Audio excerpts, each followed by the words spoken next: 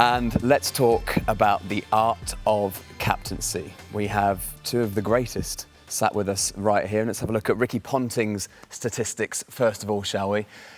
Won 77, lost 48, drawn 16, with a win percentage of 62.33. It's not bad, is it? Not bad. Michael Vaughan.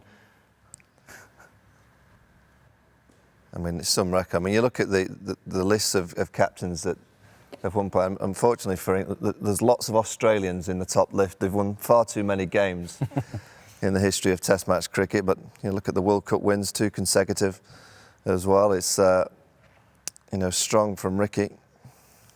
And then Michael Vaughan, 51 matches, a win percentage of 50.98. I look young there, don't I? Very young. Fresh. Oh. 126, lost 11. And drawn 14. I think the big one for Michael Vaughan is obviously that 2005, wasn't it? Captain in England to the Ashes victory when, I grew up in an era where that was simply off the cards. Ever winning the Ashes again, it seemed like it had never happened. And rightly so, he'll go down in the annals of English history as a great Test captain because he was the man in charge of that team. And here we have the leading captains in Tests, their percentage wins, minimum 30 games. Steve Waugh at the top there. 71, he's 72. Ricky Ponting second there, Mike Brearley at 3, Viv Richards 4, Mark Taylor 5, Michael Clarke 6, and then Michael Vaughan at 7. There you go, 4 out of the top 7 Australians. Yeah, there you go. Let's talk about the art of captaincy then, and I'm going to leave you two for a second. I'm going to ask you this first question, Swanee. What makes a good captain?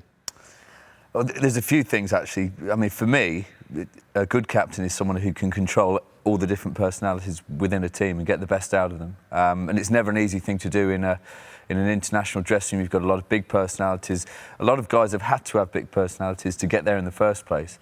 So it's tempering that. It's making sure they're all pulling in the right direction and just getting the best out of you. And the best captains I played under, Strauss, and for Nottinghamshire, Stephen Fleming, were the guys who just made everyone feel special in their own way. And it's a very tricky thing to do. Something that I would never have liked to do myself. I couldn't have controlled, petulant off-spin bowlers or, stuff like that. It would have been way beyond my remit. And Ricky, did you always want to be captain? No, I never really thought about it, to tell the truth, because I was, I was, as a junior, always the youngest player in a team, as a 13-year-old playing in under-17s or a 15-year-old playing under-19s. And when you're doing that, leadership roles never come your way. I started playing first-class cricket at 17 in the Australian team, relatively young. So you're just a young punk, really enjoying the game, enjoying playing cricket. But I think there's separate parts to it. I think you can look at yourself as being a leader around a team or around a group, not necessarily aspiring to be captain. I think there's a slight difference between both of those things. So any team I was in, I always tried to be a leader, whether it was with my presence or the way I trained or things that I did. And then, thankfully, the back half of my career, I got a chance to captain Tasmania for a couple of seasons, and that led to taking over the one-day reins of Australia and then onto the Test captaincy. What about you, Michael? Did you always want to be a captain? No, not really. I mean, it just came, and I think, I think that's the right way to get it. I think those that go really searching for the captaincy and desperately want it, sometimes they're not the right people. It was a call from David Graeme, the chairman of selectors, in 2003 actually, after the World Cup. Nasser resigned. He just ran, was playing golf. He said, "Do you fancy being the captain?" He said, "What would you bring?" I said, "I honestly don't know."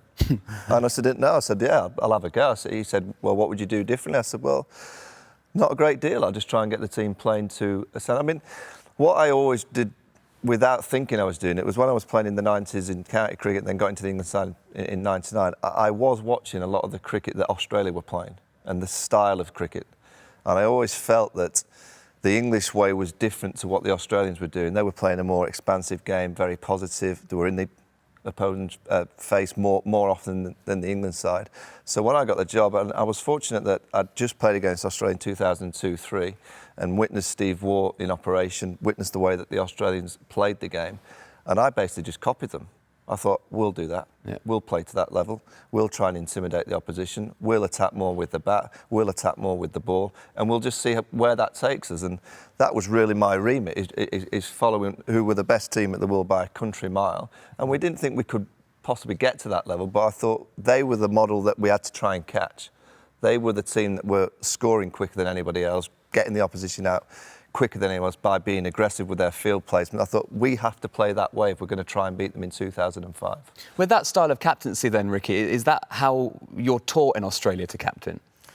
Well, you're taught to play that way, first and foremost. I think the captaincy comes through from your upbringing, or the captaincy traits come through from your personality and your upbringing, the way you learn to play the game. And certainly in Australia, we're brought up to play a very aggressive style of the game. When I say aggressive, it's about scoring runs quickly, putting pressure back on the opposition, setting aggressive fields, trying to intimidate with the ball. And Rob Marsh made that really clear to me my first year at the Cricket Academy as a 15-year-old boy. He sat us all down at the start and said, if you boys by the end of this training season can't score 350 runs in a day, then you may as well pack your bags up and go. And that was in like 1990. And that was how we were taught. In England, that'd be, if you're 85 not out of the clothes, you've had a good day's cricket. That's just how we were brought up. You know, and I was 15 years of age and I had to try and find a way that I could score 150 by myself in a day's play, and that's the way we went about it. That also actually raised a good point as well. If the captain is a very good player and he's scoring runs, as a member of the team, I always consider myself a bit of a lieutenant. I'd give advice, whether it's taken or not. But if you've got a captain who's always the one who rolls his sleeves up, scores runs when it's tricky, or leads you through tough periods, that gives the captain a lot of kudos within the ranks. You always want the guy to be not necessarily your best player. And in England, we fall into a trap of, oh, he's our best player, so he should be captain, which is what we'll probably do with Joe Root. I don't think they ever should, because I don't think his personality suits captaincy, suits leadership.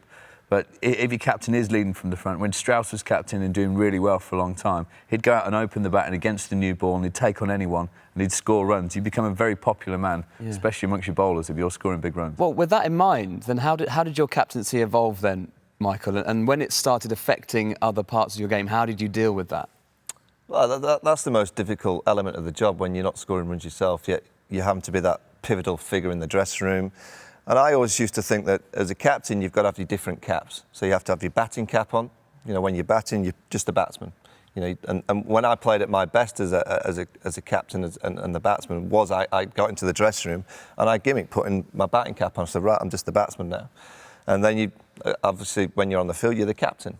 You know, away from the actual playing days, you're in the hotel, you're on the phone to the players. And I think that's the key. I mean, Swanee said it at the start.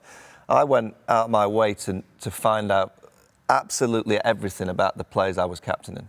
I wanted to know the person, you know, and I think that's one of the main tips I would give any young aspiring captain is try and understand the people you're leading. Try and understand the personalities that you're leading, because when the pressure's on, the more research and the more you've got to know that person, the better you can manage them under pressure. So for me, it was all about knowing the personalities. We've stated the way that we wanted to play. And with that, by giving it direction, that's the brand, these are the personalities, I know everything about, and went to great lengths. I mean, it took a few 3, 4 a.m.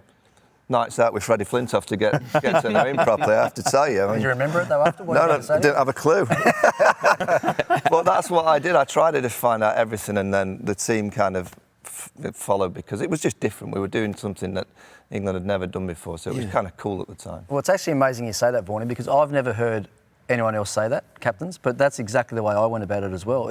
If communication becomes such an important part of leadership or captaincy, how can you communicate well with your players if you don't know them well? Absolutely. You know, if you don't know their personalities, what makes them tick? You know, are they someone that's going to respond to a kick in the backside? Are they someone that's going to need a pat on the back even when things aren't going well? You need to know that about all of your players to communicate well. I mean, I could sit in a team meeting and lay down the law as to how we wanted to play and what I expected, but you could guarantee with the different personalities in the room that 3 or 4 or 5 guys are going to take what I had to say in a different way. Yeah. So you had to break them down, break their personalities down. Only way you could do that was by spending a lot of time with them.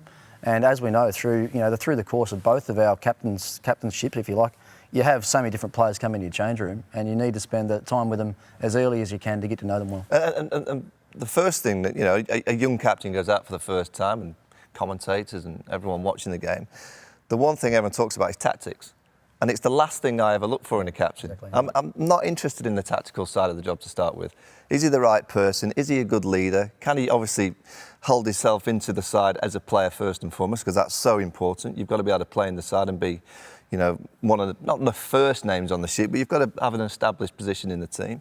You know, are you a leader around the training? Have you been before? You know, look for that. The tactical side of the job, and you know, the field settings and the bowling changes, do you battle ball? It's the last thing. That comes with experience. And I think the best way for any young captain to get better of that is to be given the opportunity to go out to make decisions. Again, you see coaches in this era, I think too much trying to tell a captain how to play the game out in the middle. Just let them go and be. And you know what, you make mistakes. You make plenty, don't you, Rick?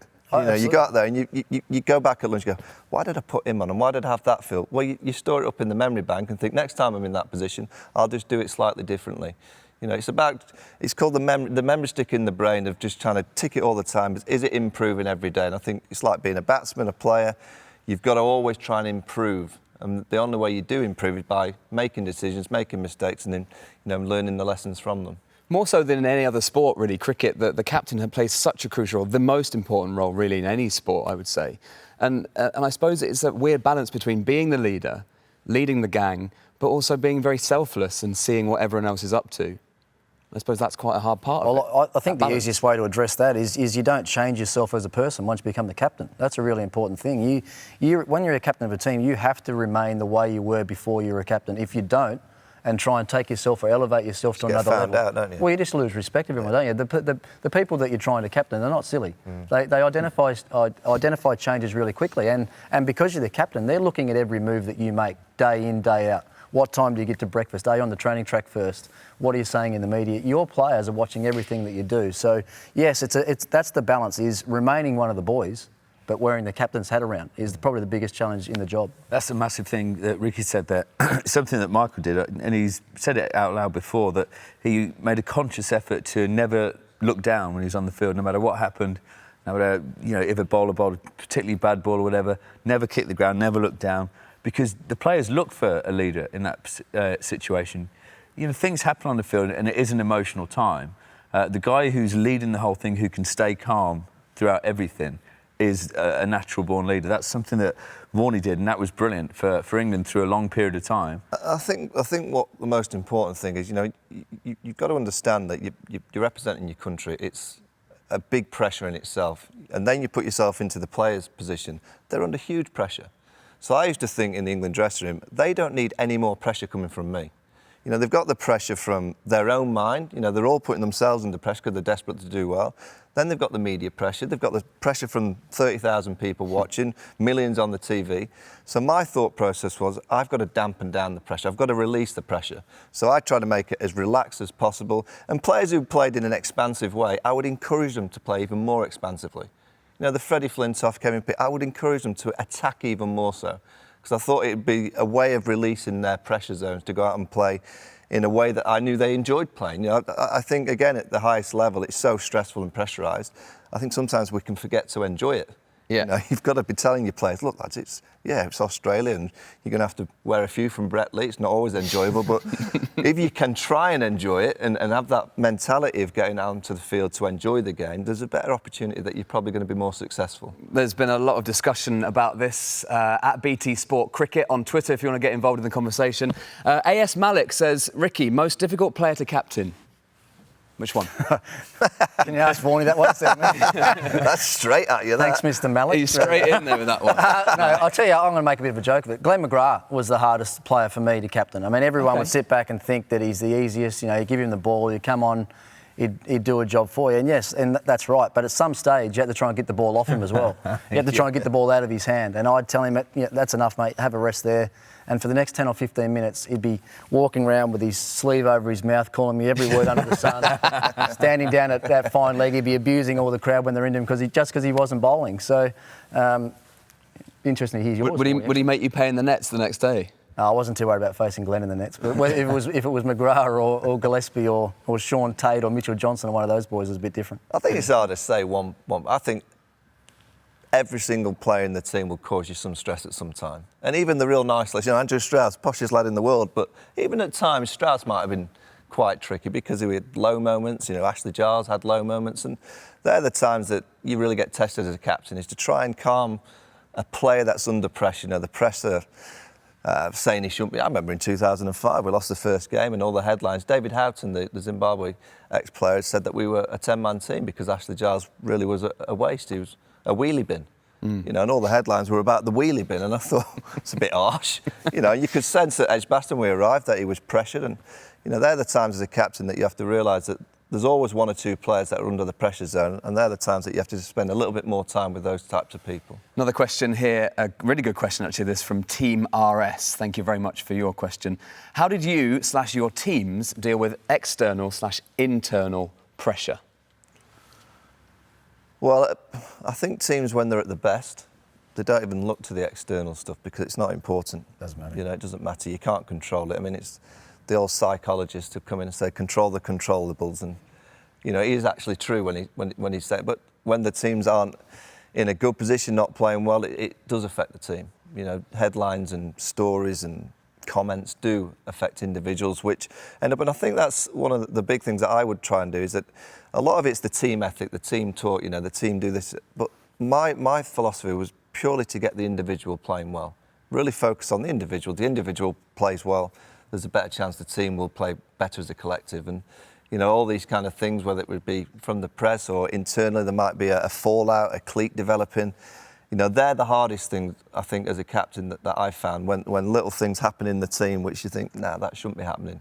You know, no one really knows about them, but you know it's affecting the side. I felt that was the hardest part of the job. And to you, Ricky? Yeah, it was always easy if there was negativity around the team, if it was directed at the captain.